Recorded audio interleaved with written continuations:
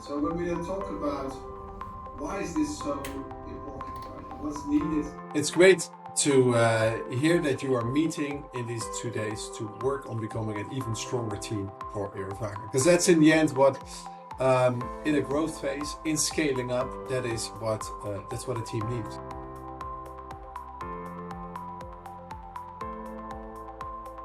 My hot buttons. There are certain people, situations, circumstances, discussions, conversations which pick me off. So am I aware of that? And do I know?